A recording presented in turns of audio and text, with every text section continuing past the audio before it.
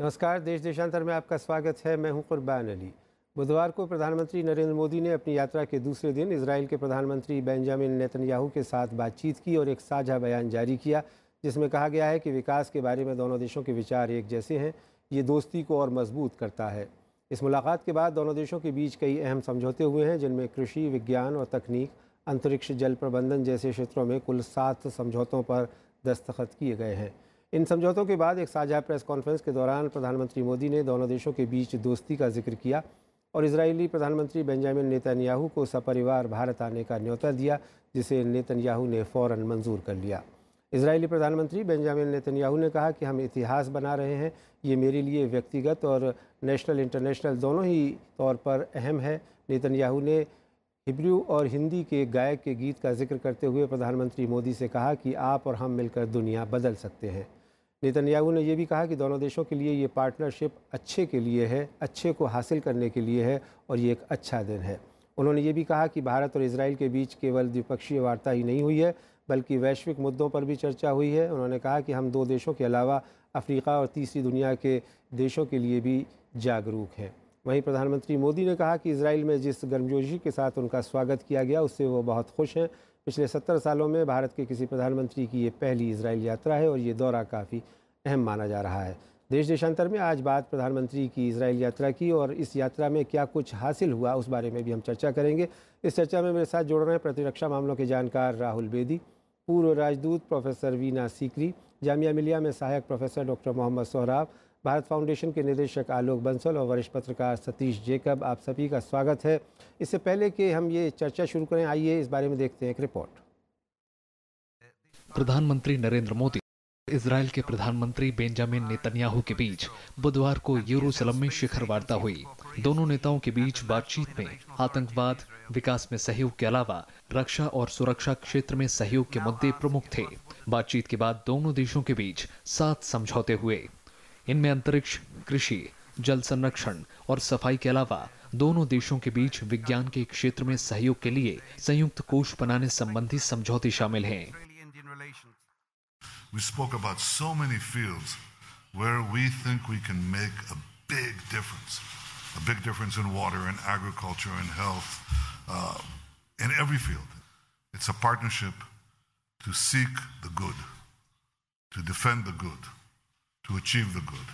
Israel is among the leading nations in the field of innovation, water, and agricultural technology. These are also among my priority areas in India's development. We agreed that in deepening our bilateral cooperation. दोनों नेताओं ने आतंकवाद से निपटने के लिए साझा रणनीति पर चर्चा की। प्रधानमंत्री ने कहा कि भारत और इजराइल एक जैसे खतरे से जूझ रहे हैं। India has suffered first-hand the violence and hatred spread by terror. So as Israel. Prime Minister Netanyahu and I agreed to do much more together to protect our strategic interests. इसके पहले प्रधानमंत्री नरेंद्र मोदी ने इजराइल के राष्ट्रपति रोवेन Rivlin से भी मुलाकात की। उन्होंने इजराइल के राष्ट्रपति को मेक इन इंडिया और मेक विथ इंडिया को जोड़ने की पेशकश की। It is good and it is really pleasure to have as a guest one of the greatest leaders of the world today, Prime Minister Modi. Welcome to Israel. Eye for eye, eye with eye. मैं समझता हूँ ये technology पक्की मुझे नजर आ रही है। प्रधानमंत्री नरेंद्र मोदी ने विपक्ष के नेता आईजे हरजोग से भी मुलाकात की। इसके अलावा वो मुंबई आतंकी हमले के शिकार रहे बेबी मोशी से मिले। आतंकियों ने उनके माता पिता की हत्या कर दी थी। प्रधानमंत्री नरेंद्र मोदी मंगलवार को इजराइल पहुंचे थे। भारत के किसी प्रधानमंत्री की ये पहली इजराइल यात्रा है और उनका इजराइल में शानदार स्वागत किया गया है। अखिलेश सुमन, राज्यसभा टीवी। राहुल बेदी साहब, मैं इस चर्चा की शुरुआत आपसे करना चाहूँगा। आपकी पैनी नज़र रहती है दोनों देशों के रिश्तों के बारे में, ख़ास करके दोनों देशों के बीच जो सैन्य सहयोग है, मिलिट्री कोऑपरेशन है, उसके बारे में भी कहा यह जा रहा था कि इस दौरे के दौरान प्रतिरक्षा के मामले में काफ़ी अहम समझौते होंगे, लेकिन वो कोई समझौता अभी इसमें नज़र आया नहीं। जो 7 समझौते हुए हैं प्रधानमंत्री मोदी और नेतन्याहू साहब के बीच में। क्या कहेंगे आप, क्या पहले से जो रक्षा सहयोग चल रहा है उसी को आगे बढ़ाने की बात हुई है? बातचीत तो हुई है, मगर ये रेडार के नीचे है बात।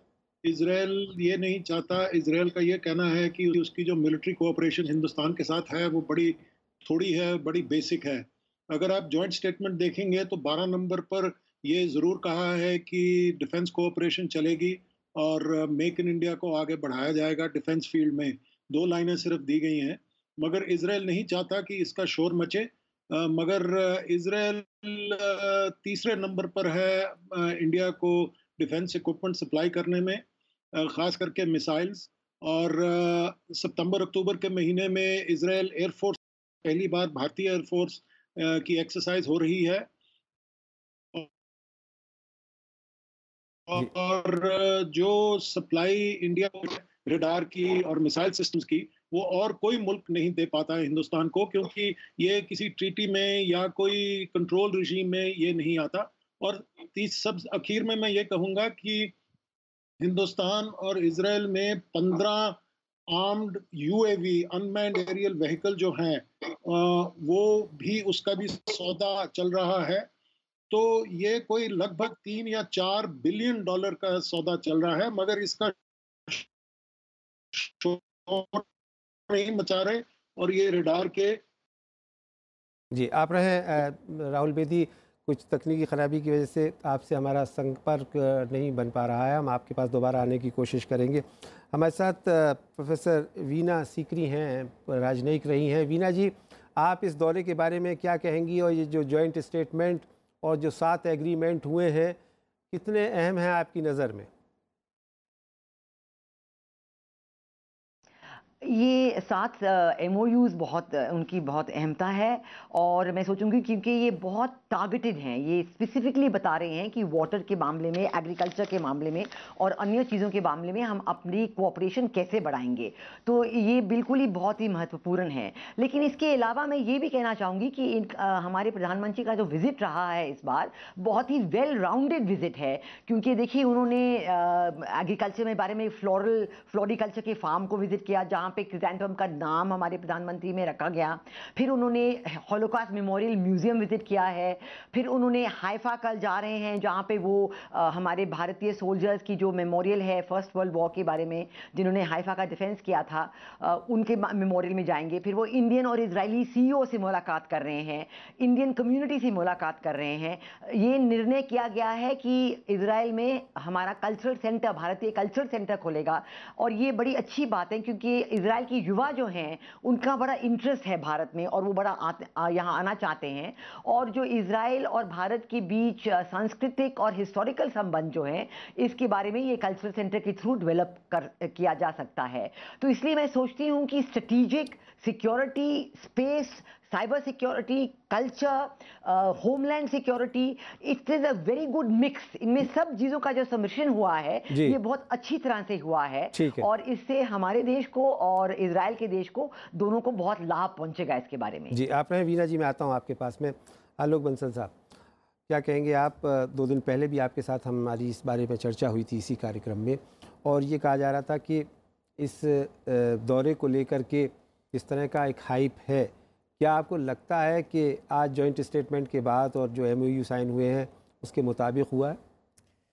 कि ये दौरा जो है महत्वपूर्ण है और ऐतिहासिक है। और ये अगर आपने देखा हो, पूरी जो आपने जो क्लिप दिखाई, दोनों ही नेताओं के हाव भाव से ये लग रहा था कि दोनों किस तरह प्रफुल्लित हैं।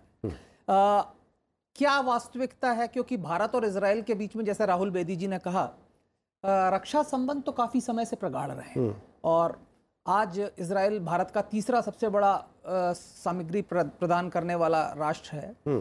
साथ ही साथ क्या है कि हमारे देश की जितनी भी उन्नत रक्षा जो प्रणालियां हैं, उसमें इंटीग्रेशन जो हो रहा है, उसमें हम इजराइल का एक बहुत बड़ा योगदान है। क्योंकि भारत के साथ क्या था कि हमारे जितने प्लेटफॉर्म्स रहे हैं भूतकाल में, वो अधिकांश जो है सोवियत ओरिजिन के थे, जो रूस से और सोवियत संघ से आए थे। और उनमें से कई प्लेटफॉर्म्स के ऊपर हमने जो है पश्चिमी देशों की जो रेडार सेंसर्स हैं उनको इंटीग्रेट किया, और इसमें इजराइल ने हमारी बड़ी मदद की। साथ ही साथ आपको मालूम है PTA, ड्रोन, ये कई उन्नत प्रणालियां जो है हमें इजराइल से मिली। तो रक्षा संबंध तो प्रगाढ़ रहे हैं, पर अभी तक जो है कि भारत का कोई प्रधानमंत्री इजराइल नहीं गया। अब ऐसा लगता है कि अन्य संबंधों को प्रगाढ़ करने की और कोशिश की जा रही है। आज भी हमारे देश के आप किसी भी रिमोट पर्यटन स्थल पे चले जाएं, सबसे ज्यादा पर्यटक आपको इजराइल से मिलेंगे।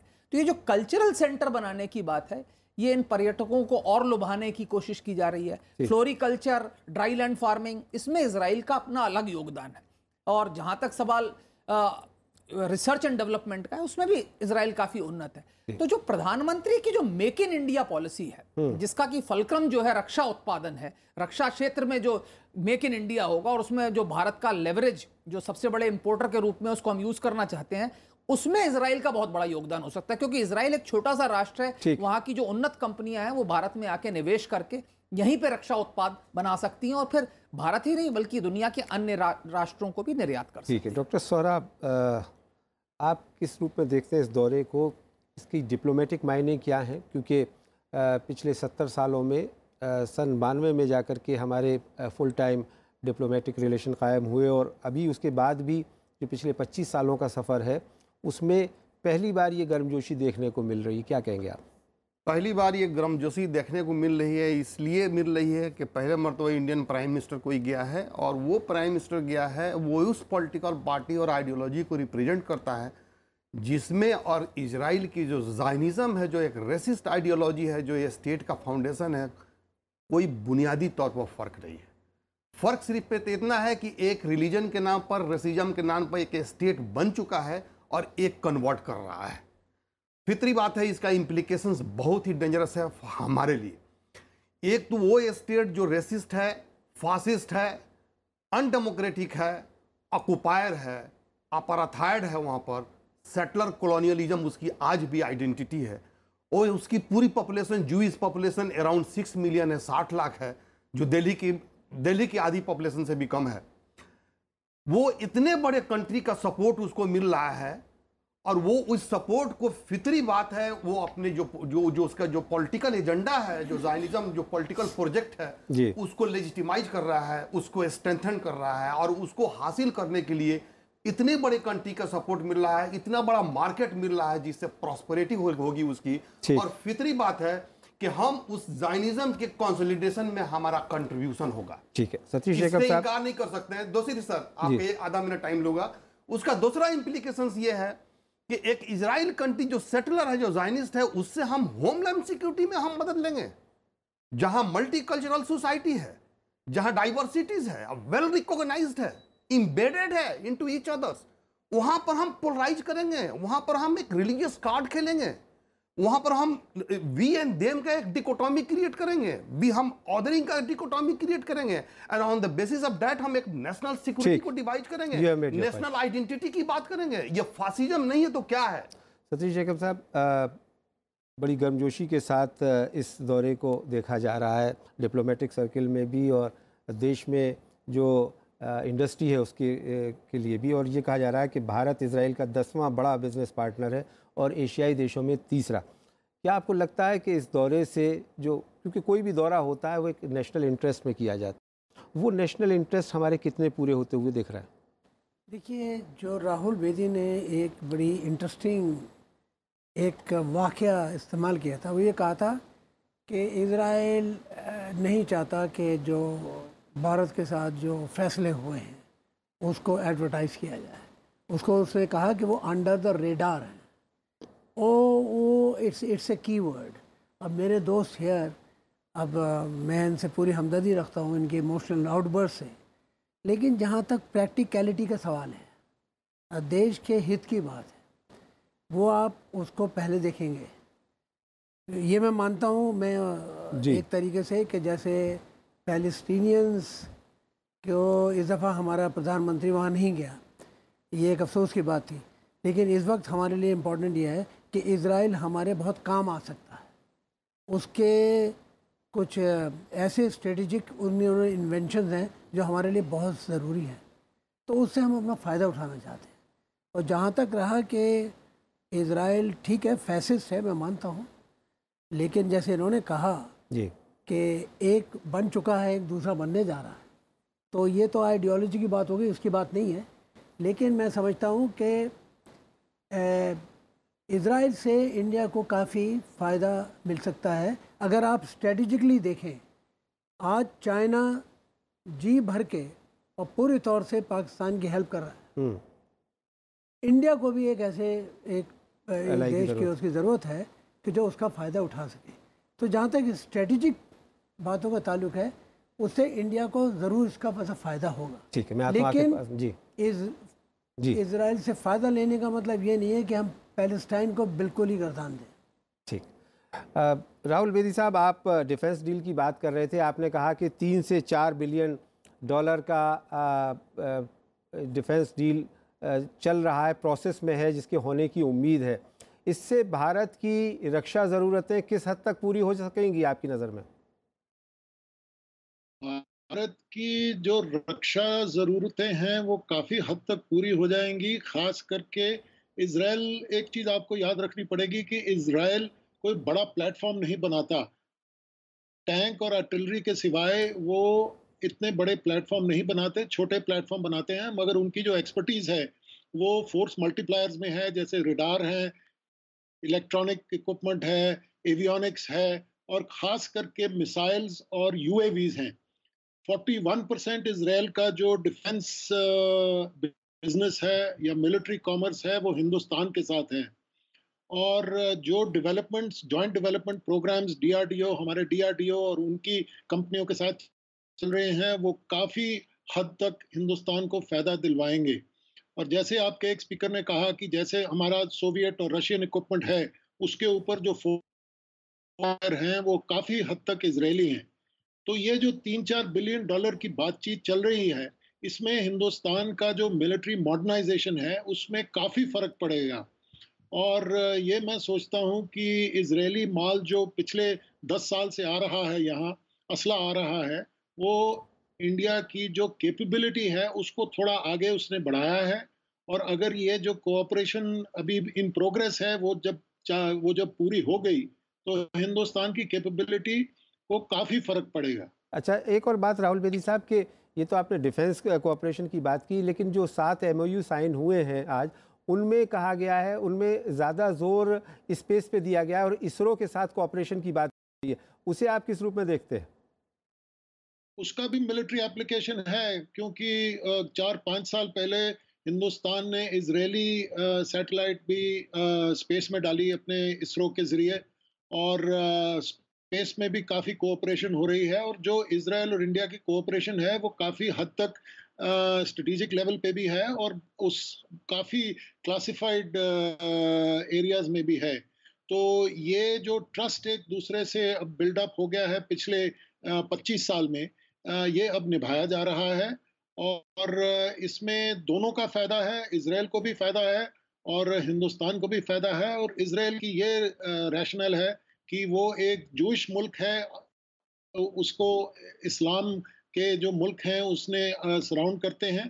तो भारत को भी उसने यही लॉजिक दिया है कि आप भी एक नॉन इस्लामिक और सेक्युलर कंट्री हैं, जिसको टेररिज्म और इस्लामिक टेररिज्म से थ्रेट है।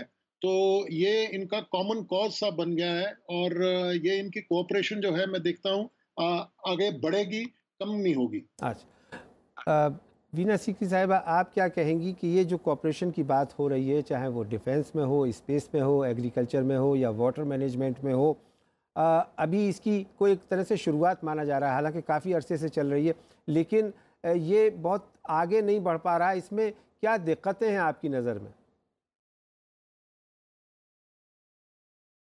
नहीं, मेरा ख्याल तो आगे बढ़ रहा है, स्पेसिफिक एरियाज में बढ़ रहा है। मैं एक बात कहना चाहूँगी प्रोफेसर मोहम्मद सोहराब को, जो उन्होंने कहा कि मैं सोचती हूँ कि जो हमारे प्रधानमंत्री का इंटरव्यू आज इजराइल के अखबार में आया है, उन्होंने भारत का जो पोजीशन है ऑन द 2 स्टेट कॉन्सेप्ट बहुत ही साफ और अच्छे तरीके में हमारे प्रधानमंत्री ने समझाया है। उन्होंने कहा है कि हम 2 स्टेट अग्रीमेंट, 2 स्टेट नेशंस होने पे अग्रीमेंट हम उसका इंतजार कर रहे हैं और हमारी पूरी उम्मीद है कि दोनों देश इज़राइल और फिलिस्तीन दोनों की जो पूरी मांगे हैं वो पूरी हो जाएंगी और ऐसा एक टू स्टेट एग्रीमेंट बनेगा जिससे दोनों देश शांतिपूर्वक अपने साथ में मिलजुल के रह पाएंगे। और मेरा ख्याल है कि ये बहुत ज़रूरी है कि भारत के रिश्ते सब प्लेयर्स के साथ हों। अब जो फिलिस्तीन के प्रेसिडेंट है महमूद अब्बास, वो अभी 2 महीने पहले ही मई के महीने में भारत आए थे और उनकी विजिट बड़ी अच्छी तरह से हुई थी। और पिछले 3 सालों में भारत सरकार ने फिलिस्तीन के देश को बहुत अच्छा सहयोग दिया है, hospitals, educational institutions, medical colleges के तरीके में। और मेरा ख्याल है कि देखिए सब देश जो है वो भी ये चाहते हैं कि टू नेशन सोल्यूशन हो। और आजकल ये बात चल रही है कि सऊदी अरेबिया के रिश्ते, डिप्लोमेटिक रिलेशंस इजराइल के साथ भी बहुत ही जल्द शुरू होने वाले हैं। और सऊदी अरेबिया भी आजकल बिल्कुल नहीं हिचकिचाता है, वो उनके मीटिंग्स पब्लिकली होते हैं इजराइल के ऑफिशियल्स और सऊदी अरेबिया के ऑफिशियल्स के साथ। तो इसलिए मैं सोचती हूँ कि जो हमारे भारत और इजराइल के रिलेशंस डेवलप हो रहे हैं और ज़रूर स्पेसिफिक तरीके में डेवलप होंगे, इससे सबको फ़ायदा होगा। हमारी बिल्कुल नज़र टू स्टेट सोल्यूशन पे है और हम चाहते हैं, और यूएन के बारे में भी हमारे प्रधानमंत्री ने बहुत अच्छी तरह से समझाया इस इंटरव्यू में। तो इसलिए मैं सोचती हूँ कि अगर भारत एक प्लेयर है, इंटरनेशनल प्लेयर है, हमारे सारे नेशन के साथ ऐसे रिश्ते होने चाहिए ताकि हम उनसे बात कर सकें, उनको समझा सकें और हमारी और उनकी इंटरेस्ट आगे बढ़ा सकें। इसलिए आप कुछ कहना चाहते थे? जी, बहुत संक्षेप में। ये जो इन्होंने हमारे प्राइम मिनिस्टर साहब ने जो भी इंटरव्यू दिया है, एक तरह के कॉस्मेटिक काइंड ऑफ जेस्चर्स हैं, वर्ड्स हैं। आप 2 साल की स्टडी जब करेंगी इंडिया के policy beach Palestine and Israel, बुनियादी तौर पर तब्दीली दिखाई देगा। इंडिया ने एक अपना 2 साल में जितना ऑब्स्टेंड किया है ह्यूमन राइट्स काउंसिल से, वो अपने आप में एक मिसाल है। महमूद अब्बास आए हुए थे, जो यहाँ पर जो स्टेटमेंट जारी हुआ उसमें Jerusalem will be the capital of Palestine, वो मिस किया गया, डिलिबरेटली मिस किया गया। बहुत कहने के बाद भी पैलेस्टाइनियन डेलीगेशन को इंडिया एक्सेप्ट करने से इनकार कर गया। तो कहीं ना कहीं 2 साल 3 साल के पॉलिसी में डायरेक्टली इंडिया जो है इजरायली व्यू पॉइंट्स को एडॉप्ट किया है at the cost of the Israeli. Last में ये कहूँगा कि जिस वक्त गाजा पर एग्रेशन हुआ था इजरायली 2014 में, जहाँ कई थाउजेंड्स लोग मारे गए, India government refuse to discuss in the parliament and to pass a resolution. ठीक है जी, आलोक बंसल साहब, आप कुछ कहना चाहें? मैं ये कहना चाह रहा हूँ कि अगर आप पूर्वाग्रहों से ग्रस्त होकर इस दौरे को देखेंगे तो आपको इसमें काला ही काला नजर आएगा। सावन के अंधे को हरा ही हरा दिखता है। तो ऐसा है कि अगर भारत ने गाजा के अटैक को डिस्कस नहीं किया तो किस मध्य पूर्व के राष्ट्र ने किया? क्या मिस्र ने किया, या सऊदी अरब ने किया, या कुवैत ने किया, या यूएई ने किया?